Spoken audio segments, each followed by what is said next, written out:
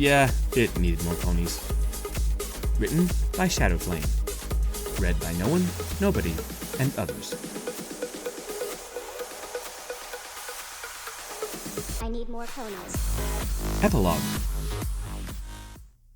The sunshine of a Saturday morning filtered through my window blinds, lighting my room just enough to bother me in my sleep.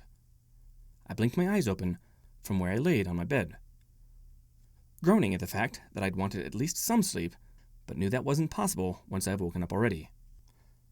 I gave the window a peeved glare. Go away, son. Knowing that also wasn't going to happen, I sat up on my bed and stretched my arms, which were actually really sore this morning. Well, what else was I expecting?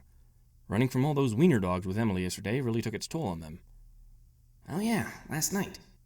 I smiled as I remembered. I still can't believe all that happened. And now... I grinned even wider. Emily said she might even want to go steady with me, even after that hectic night as ponies. I chuckled to myself. I seriously hope that wasn't just a dream. I'd be seriously peeved if it had been.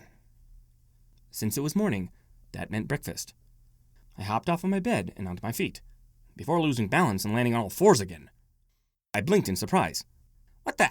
Huh? My eyes widened as they saw my hands, or rather, what was now in place of my hands. They were yellow and indented with rings around the palms and fingers, like a hawk's talons. No, they were talons. I was staring at my own pair of talons. My eyes, and my new talons, traveled up my arms, only to find that they were covered in yellow and white feathers. I had a tuft of feathers on my chest, all white, with some blue speckled on the front. My talons reached up to my face, and I almost let out a scream, or rather a screech, which would be more applicable in this case. Instead of a mouth, I had a beak, and a plume of blue feathers in replacement of my hair. I glanced back to my hindquarters, only to find I now had the body of a lion, fur completely yellow, with a blue tuft of hair on the end of my feline tail. A pair of yellow-colored wings stuck straight out from my back in shock. Each wing probably as long as my whole body. What the? I'm a griffin? That was when a certain pair of unicorns teleported into my room. My room was suddenly illuminated by a bright flash as Angela and Liz suddenly appeared on top of my bed, wide grins across their muzzles. I glanced towards the two of them. Angela, what did you... Ignoring me, Liz and Angela exchanged hoof bumps. Yes, it worked. First griffin transformation ever. I groaned, facepalming with a talon. Angela, why did you turn me into a griffin? And how? I thought both of you used up all your magic power on all your transformations yesterday.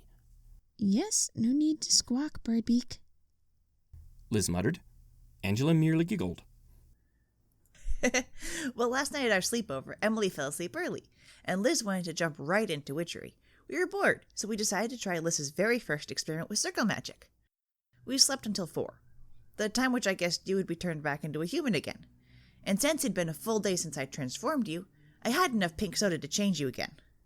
Liz added. The griffin idea was mine. Angela nodded. Yep, but I also added a few modifications of my own, too. Though they took a tiny bit of magic Liz had regenerated to make it work. Look what time it is. I glanced towards my clock, which read 8:04.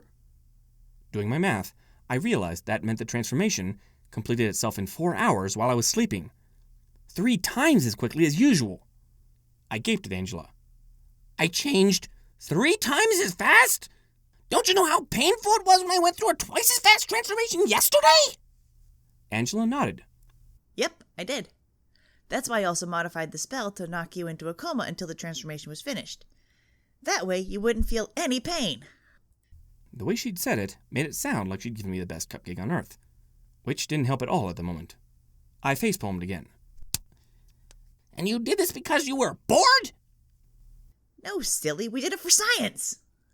But it's magic, I countered. So, it's the science of magic. I facepalmed for a 3rd time. Why do I even bother asking? I sighed. Whatever. But Angela, you can't go transforming people willy-nilly without their permission. Angela just giggled. Why not? I could think of 2 reasons. 1, isn't your mom's rule to ask permission before you transform somebody? I might as well go tell her right now since you broke that rule. Angela visibly paled. Please don't. Oh, I will, I replied, a slightly smug look on my beak. And second, if you transform me without checking, then... Lyle, are you in there with somebody? The click of my door opening made my blood run cold. I turned around to see my mom standing in the doorway, who was now gaping at 2 unicorns and a griffin in her son's room. I sighed, cringing slightly. And exactly that happens. I raised a talon in a friendly wave, though my expression showed all of my wariness at my mom seeing me. Hi, Mom. She then proceeded to pass out onto the floor, thankfully landing on soft carpet. I groaned, making my way over to my unconscious mother. Guess we have some explaining to do. I glanced back at Angela and Liz. Don't you two go anywhere. This is your fault, so you're going to help me take her downstairs to the couch, and then explain what's going on to her. Both their shoulders slumped as they whined. Aww. But Angela was going to show me more applications of witchery today. Liz protested. Tough luck. Now help me with Mom, before my little brother and sister decide to wake up.